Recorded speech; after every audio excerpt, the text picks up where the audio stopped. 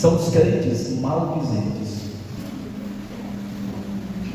Efésios 4:29 diz assim: não saia da vossa boca nenhuma palavra torpe, mas só a que for boa para promover edificação, para que dê graça aos que ouvem. O crente maldizente é aquele que usa as suas palavras para falar mal dos outros.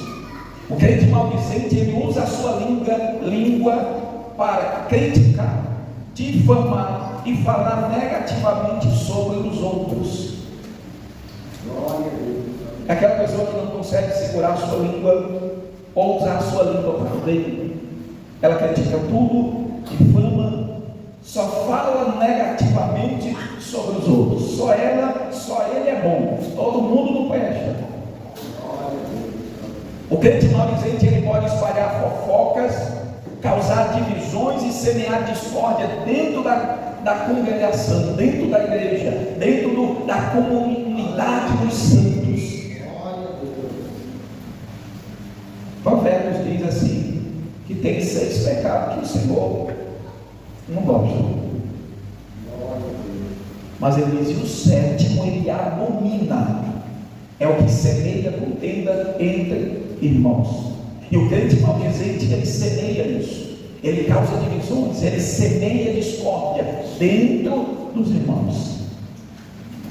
A língua é uma ferramenta poderosa que pode construir, mas ela pode destruir. E o crente maldizente, ele precisa aprender a usar a sua língua para abençoar, para edificar. E aí nós observamos algumas características desse crente maldizente.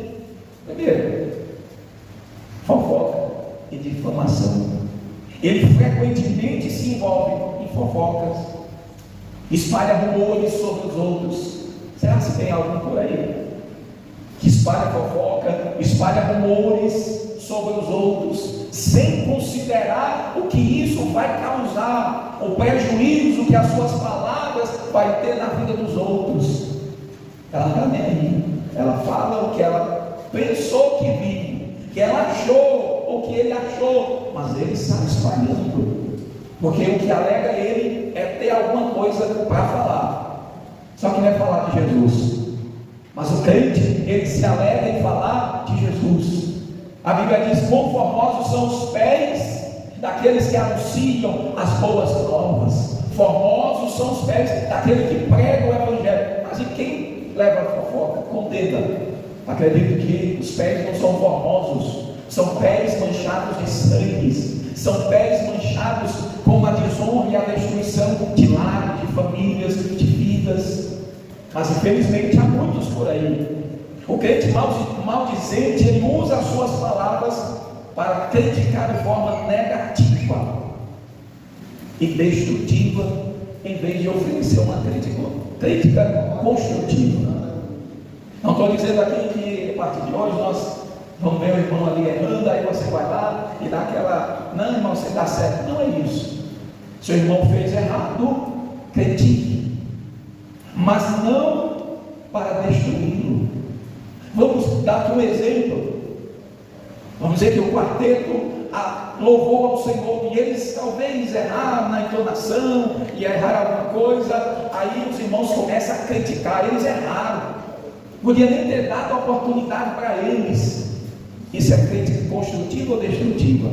Se eles ouvirem, eles não vão mais querer. Nós não estamos aqui, irmãos, para criticar, para destruir. Se você tem alguma crítica contra alguém que fez, mas seja construtivo. Irmão, você errou ali, mas eu sei que você pode melhorar, você pode ser melhor, você pode fazer melhor. Mas o crente maldizente não, ele não encaixa nada para ele criticar de forma positiva ou criticar construtivamente. Ele não faz, e quem faz ele critica. Será que tem alguém por aí que não faz e só critica quem faz?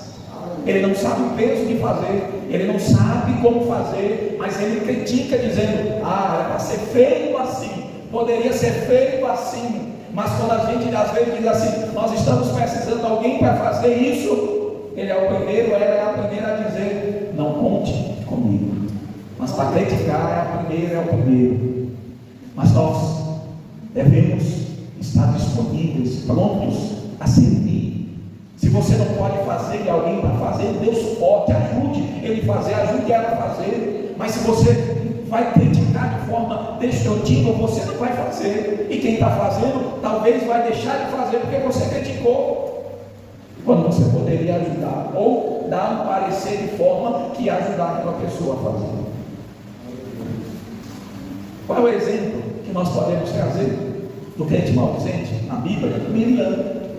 Números 12, versículo 1 e 2: e falaram Miriam e Arão contra Moisés por causa da mulher cuxita, que tomara, pois tinha tomado a mulher cuxita, e disseram: porventura falou o Senhor somente por Moisés?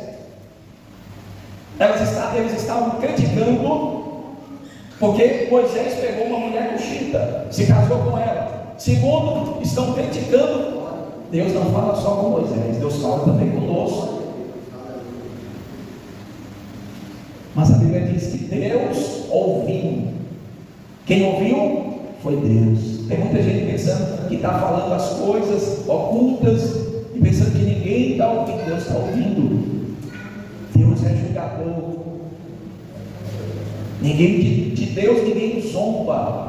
Toda palavra que nós dissermos contra alguém, nós daremos conta das palavras que nós usamos. Então a Bíblia diz que Deus ouviu o que Miriam e Arão estavam falando de Moisés. E a Bíblia diz que a ira do Senhor, versículo 9 e 10, e a ira do Senhor contra eles se acendeu, e retirou-se, e a nuvem se retirou de sobre a tenda, e eis que Miriam se achou leprosa, branca como a neve, e olhou Arão para Miriam, e eis que ela estava leprosa. O que nós aprendemos é que aqueles que estão criticando, aqueles que nunca apontam a solução, só critica, só fala mal, apontam o erro de A e B, eles não dão conta. Talvez eles já estão leprosos e eles nem estão percebendo. Porque sabe qual é uma das características da lepra?